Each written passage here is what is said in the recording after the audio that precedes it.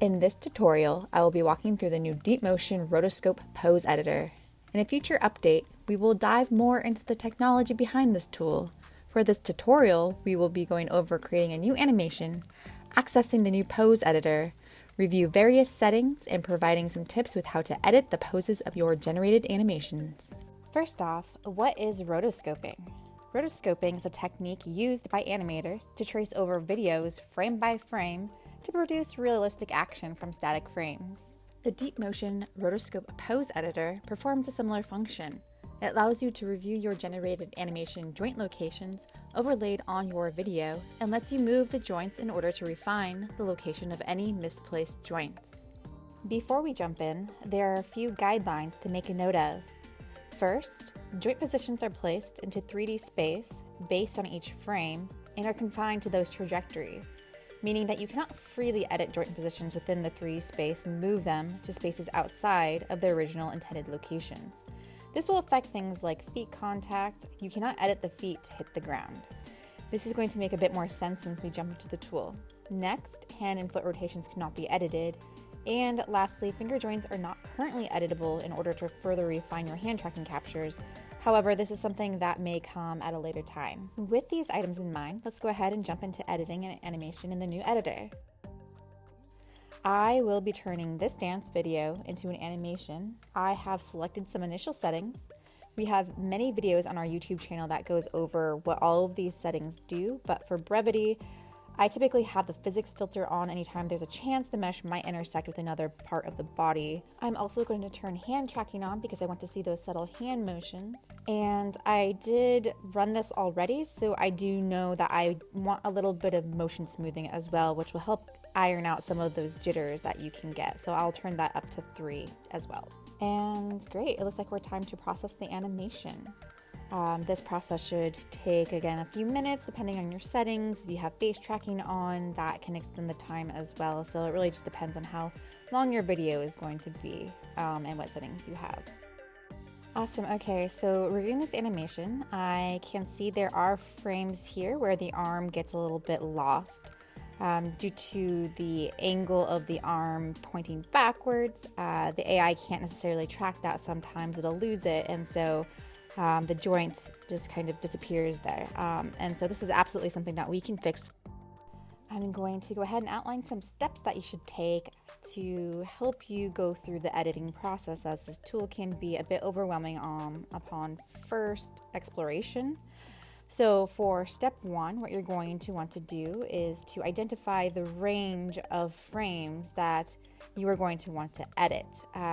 Typically doing 10 to 20 frames at a time is recommended.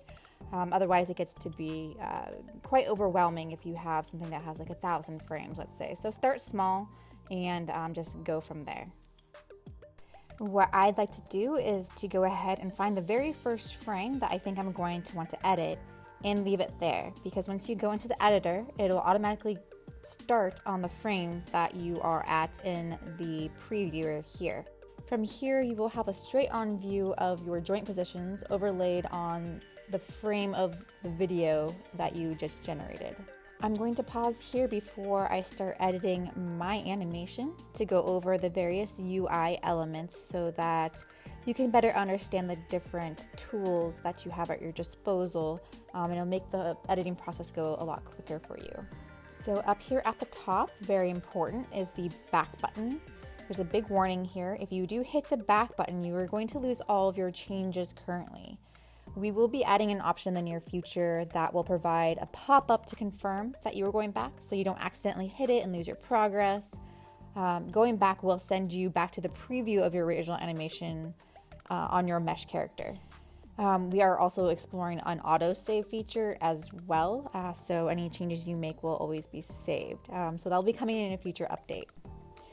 Next, down here, any changes that you make in this editor must first be saved and animated before you can see your changes on your mesh character. Pressing the Save and Animate button will reprocess your entire animation with the changes you have made, and then reload the previewer with your mesh character, allowing you to view the new animation results on your character. Keep this in mind if you have a longer video, as processing times can directly correlate to how long your video is and what features you have turned on. And to save time, it might be worth it to trim your video down and work on just the rough parts of the animation, which is what I've done here, which is why my video is very short. Note that you can save and animate as many times as you want. This process is completely free for you to explore and refine your animations. Now moving on to some of the other tools, we have the pose quality indicator on the bottom left. The pose quality rates the quality of your subject's pose in each frame based on how realistic it would be for a human to perform the same pose. So the higher percentage means the more realistic the human pose is. The original score is your original animation score, and current tells you the score taking your edits into account.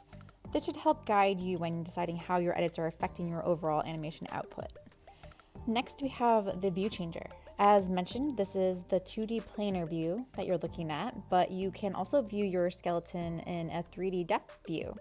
This allows you to view your entire character in 3D space and edit the joints accordingly. Here I can click a joint in the viewer and drag it around, or I can choose one from this joint map in the bottom right. These white lines are the projection lines onto the frame of the video to approximate the character's joints.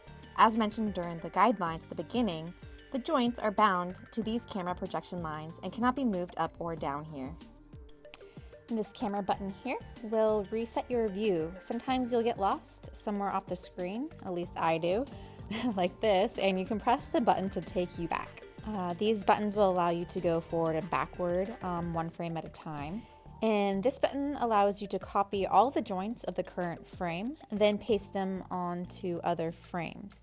We are currently working on the ability to copy and paste one joint location at a time in a future update, because oftentimes you will find that the joint you are working on is stationary and the rest don't need to be copied from frame to frame. We are also working on a new feature that will let you interpolate the position of your joints. So you can set a joint at the beginning and set its end position, and it will automatically animate that rest of the animation between those two frames. So that is currently in progress. Lastly, you'll see the undo and redo buttons that will undo or redo your actions. So this could be a joint motion, or it could be a frame forward or backward. Great, now that we have gone through the functionality of the Rotoscope joint editor, let's go ahead and edit this animation. So for step 3, you're going to want to start at the very beginning of the frame range that you chose to edit and start in the 2D viewfinder. You're going to start with a 2D viewfinder all the way through just to make sure everything is lining up okay, and then we can go back through the 3D viewfinder to edit any depth issues. So what I'm going to begin doing is to grab that wrist joint and really just move it back to the location that it should be as shown on this 2D viewer. You can grab this blue box and have free motion and move it wherever you want it to go. Once I am happy with the position, I'm just going to go down and go to the next frame. So we are doing this one frame at a time. And so on this next frame, I'm going to go ahead and move it as well. This wouldn't necessarily be a candidate for a copy and paste because, again, copying a frame copies all the joint locations, and in this instance we just want to be moving one or the other. So I have about 30 frames that I'll be editing. Doing smaller chunks at a time is a bit easier, but this particular motion is pretty straightforward, and so I'm just going to fix all of them at once.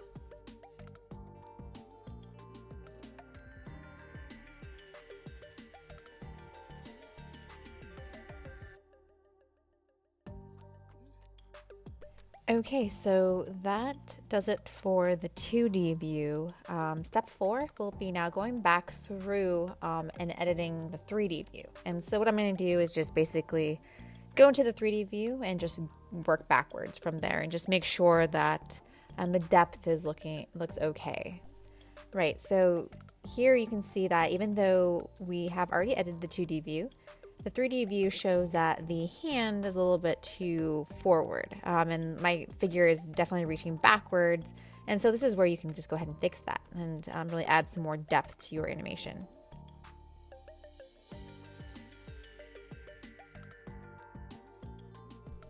Great, so now for step 5, now that I am relatively done, I think I'm just going to go ahead and press that save and animate button. And from here, it's going to again reload your animation with these changes so that you can see it on your meshed character. Yeah, so I think this is looking okay for me. I do see that my hand animation is not necessarily ideal. I can see that her hands are kind of hidden in her sleeves, and so there's really nothing there for the AI to track. And so I'm going to go back through and probably just turn that setting off. Okay, so something else I'm seeing here now is that the arm is intersecting with my mesh. I do have the physics filter turned on, which should solve some of those issues, but sometimes it just doesn't solve all of them. And so that is another great reason to use the Rotoscope pose editor to fix issues like this. So let's go ahead and jump back in and fix that. So what I think needs to be done, I think the elbow joint needs to be pulled out a little bit and away from the body so it doesn't intersect the mesh. And we're really not going to be able to tell until we actually process it, so I'll just move it into where I think that it feels right. And I think the 2D view already looks okay, and so this is an instance where the 2D view won't really help because it has to do with depth, and so that's what I'm going to primarily use here.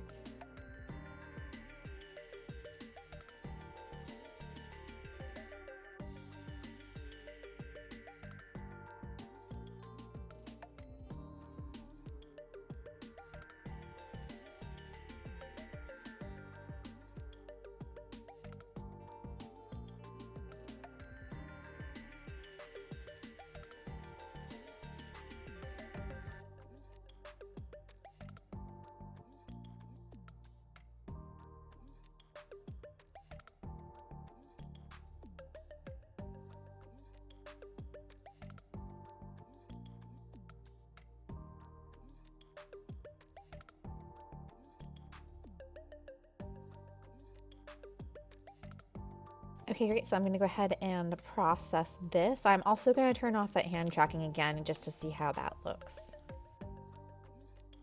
Awesome. Okay, so we have the final animation here where I was able to fix the issue of the arm going backwards as well as the arm intersecting into the mesh using the new Rotoscope pose editor. So this tool is in a beta right now. We have a ton of feature updates planned for it. So keep an eye out and definitely let us know what you guys think about it. Anything that you tell us, we will definitely take into consideration for any future updates. So let us know.